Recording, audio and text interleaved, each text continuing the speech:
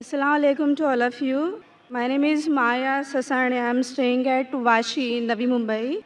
And my question is why respected prophets and spiritual scripts were sent to Mid Asia and nearby Europe, and why not to India?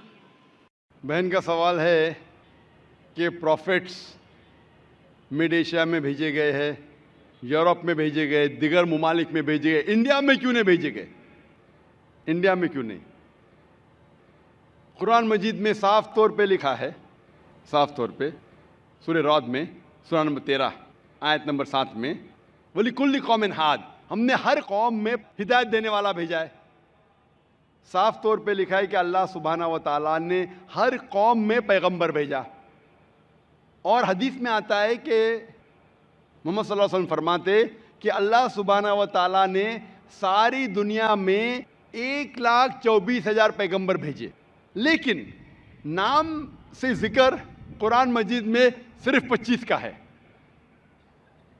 नाम से जिक्र कुरान मजीद में सिर्फ 25 का है, लेकिन कुरान मजीद में अल्लाह ताला फरमाते हैं सूरह निसा सूरा नंबर 4 आयत नंबर 164 में कि कुछ पैगंबर के बारे में हम जिक्र करते हैं, कुछ पैगंबर के बारे में नहीं।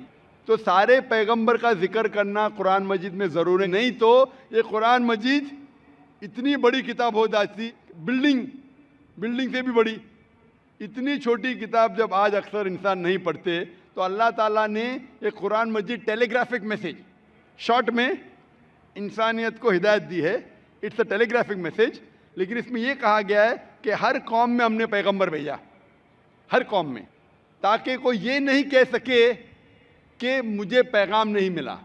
इंडिया में भी अल्लाह ने पैगंबर भेजे हैं, नाम से हम उनका जिक्र नहीं जानते, नाम से उनका जिक्र कुरान मजीद में नहीं है।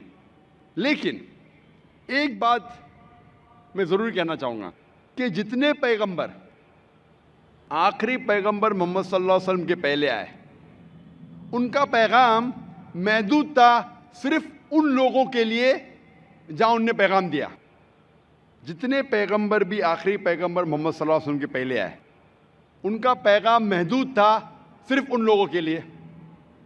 लेकिन क्योंकि मोहम्मद सल्लल्लाहु अलैहि वसल्लम आखिरी पैगंबर है और इसके बाद कोई भी पैगंबर नहीं आएंगे, इसका जिक्र है सूरह अहज़ाब में सूरा नंबर 33 आयत नंबर 40 में कि मोहम्मद सल्लल्लाहु अलैहि वसल्लम आखिरी पैगंबर है।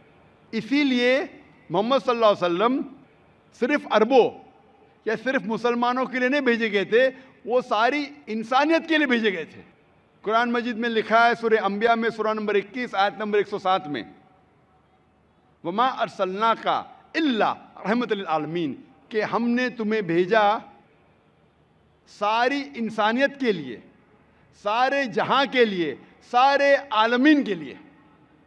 क्योंकि मोहम्मद सल्लल्लाहु अलैहि वसल्लम आखिरी पैगंबर थे, इनके बाद कोई पैगंबर नहीं आएगा, इसीलिए वो सिर्फ मुस्लिम या मुसलमान या अरबों के लिए ने सारे इंसानियत के लिए भेजे गए थे। और कुरान मजीद के पहले कई पैगाम आए, कई वही आए, जितने पैगाम अल्लाह की तरफ से आए कुरान मजीद के पहले, वो सिर्फ महदूद थे चंद लोगों के लिए। लेकिन क्योंकि कुरान मजीद अल्लाह का आखिरी कलाम है, वो सिर्फ अरबों या मुसलमानों के लिए नाजिल नहीं किया गया था, वो सारे इंसानियत के लिए नाजिल किया गया है। और इसका जिक्र आता है सूरह इब्राहिम में सूरा नंबर 14 आयत नंबर 52 52, और सूरह बकरा सूरा नंबर 2 आयत नंबर 185 में कि हमने ये कुरान सारी इंसानियत को हिदायत के लिए नाजिल किया है। तो इसीलिए आज कुरान और मोहम्मद सल्लल्लाहु अलैहि वसल्लम का पैगाम सिर्फ मुसलमानों या अरबों के लिए नहीं, पहले जितने पैगंबर आए, जितने भी अल्लाह के कलाम भेजे गए, वो सिर्फ महदूद थे कुछ लोगों के लिए।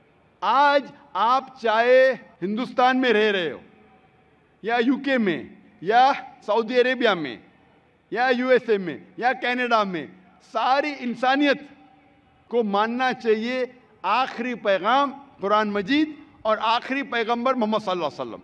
इसीलिए इसका जिक्र, मोहम्मद सल्लल्लाहु अलैहि वसल्लम का जिक्र सारे दिगर मज़ाहिब में है कि ये आखिरी पैगंबर आने वाले हैं।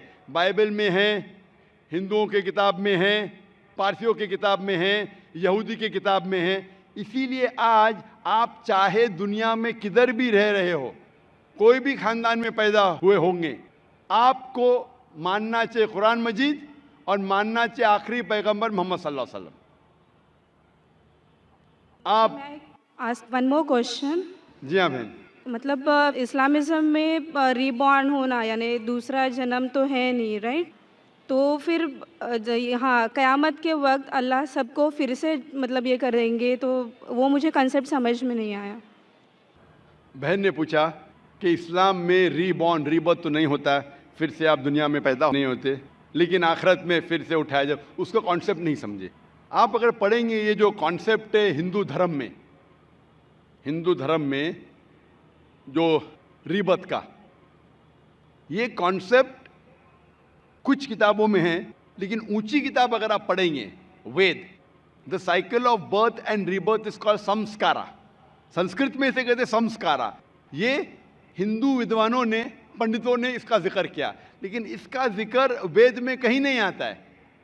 वेद में कहा गया है पुनर्जन्म। पुनर्जन्म सुना आपने? बहन सुना है? जी हाँ। पुनर की मतलब फिर से वापस, पुनर का मतलब नेक्स्ट, वापस। ठीक है, मान गया। पुनर मतलब नेक्स्ट, अगला, वापस। जन्म मतलब लाइफ, जन्म मतलब जिंदगी, फिर से जिंदगी, वापस जिंदगी। इससे इस्लाम को कोई हर्ज नहीं। इस्लाम भी इसमें मानता है। इस्लाम में भी अल्लाह ताला फरमाते सूरह बकरा में कि अल्लाह ताला ने आपको जिंदगी दी, फिर मौत दी, फिर से जिंदगी दी। यानी इस्लाम में भी हम मानते हैं कि हमारा पुनर्जन्म होगा, लेकिन एक बार, वो आखिरत में।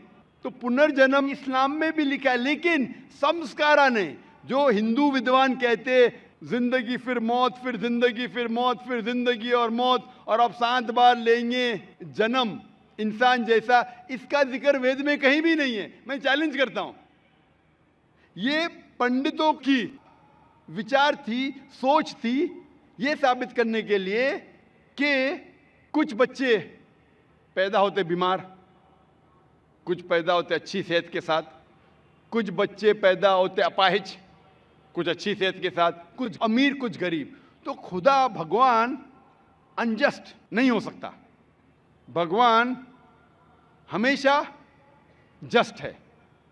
उनको ये नहीं समझ में आता था बच्चा कैसा अपाहिज पैदा हुआ, बच्चा गरीब कैसा पैदा हुआ। तो उनने अपनी सोच से सोचने लगे कि भगवान तो गलती नहीं कर सकता, इसीलिए ये बच्चे ने पहले जन्म में गलती किया है ना, इसलिए अभी अपाहिज पैदा हुआ। पहले जन्म में कुछ गलती किया ना, इसलिए गरीब पैदा हुआ। पहले जन्म में अच्छा किया तो अमीर पैदा हुआ। ये उनकी सोच है, ये आपके वेद में नहीं लिखा है। इस्लाम में, कुरान मजीद में अल्लाह ताला फरमाते कि बच्चे आपके लिए इम्तिहान हैं। तो बच्चे जब अपाहिज पैदा होते हैं तो ये नहीं कि वो जन्नत में नहीं जा सकते।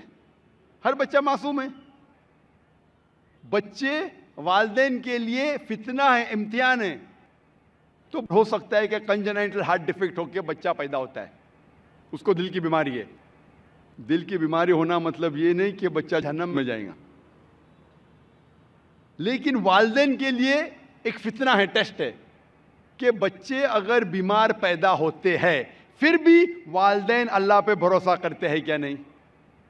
हो सकता है कि वालिदैन नमाजी है, अल्लाह के अहकामात पे अमल करते, अल्लाह ताला उनको अच्छा मयार देना चाहता है।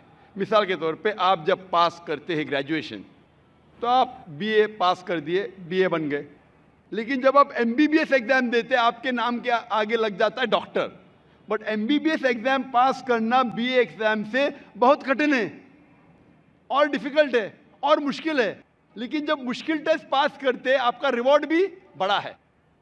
तो अगर बच्चे अपाहिज पैदा होने के बाद फिर भी वालिदैन अल्लाह पे भरोसा करते तो अल्लाह ताला हो सकता है उनको जन्नत फिरदौस देना चाहता है। जन्नत में भी लेवल है। तो ये टेस्ट कर रहा है अल्लाह। किसी को गरीब पैदा करता है, किसी को अमीर पैदा करता है। अमीर या गरीब से आप जन्नत में नहीं जा सकते, बनिस्बत अमीर आदमी को जन्नत में जाना और मुश्किल है, क्योंकि उसका इम्तिहान और कठिन है, डिफिकल्ट है। क्योंकि अमीर को चैरिटी देने का होता है, गरीब को चैरिटी नहीं देने का। ज़कात के अंदर गरीब को फुल मार्क्स 100 आउट ऑफ 100। अमीर हो सकता है बोलेगा मैं नहीं दूंगा तो 0 मिला, हो सकता है वो आधा दे रहा है तो आधे मार्क्स मिलेंगे। गरीब को 100 आउट ऑफ 100। हम कहते हैं गरीब है, गरीब के और चांसेस है जन्नत में जाने के लिए। हम कहते हैं गरीब इंसान है। ये हमारी सोच है। अल्लाह ताला इम्तिहान ले रहा है। अल्लाह ताला कहता है कि दौलत एक इम्तिहान है। तो ये हिंदू विद्वान इसे समझ नहीं सके तो संस्कारक है, मौत जिंदगी, मौत जिंदगी, मौत जिंदगी। लेकिन वेद में लिखा है पुनर्जन्म, एक बार आप इस दुनिया में आएंगे, इसके बाद आपकी मौत आएंगी, फिर से उठाया जाएगा आखिरत के दिन पे, और उस दिन आपका हिसाब किताब होगा। फिर अल्लाह ताला आपका हिसाब किताब लेंगे कि जो अल्लाह ने इंसानों से फरमाया था कि एक खुदा में मानो, आपने खुदा में माना कि नहीं, बुत परस्ती मत करो, आपने किया कि नहीं, आखिरी पैगंबर मोहम्मद सल्लल्लाहु अलैहि वसल्लम ने मानो, आपने माना कि नहीं, आपने सलाह पढ़ी क्या नहीं, आपने चैरिटी दी क्या नहीं, आपने रोज़ा रखा कि नहीं। तो ये अल्लाह ताला हिसाब किताब करने के बाद आपको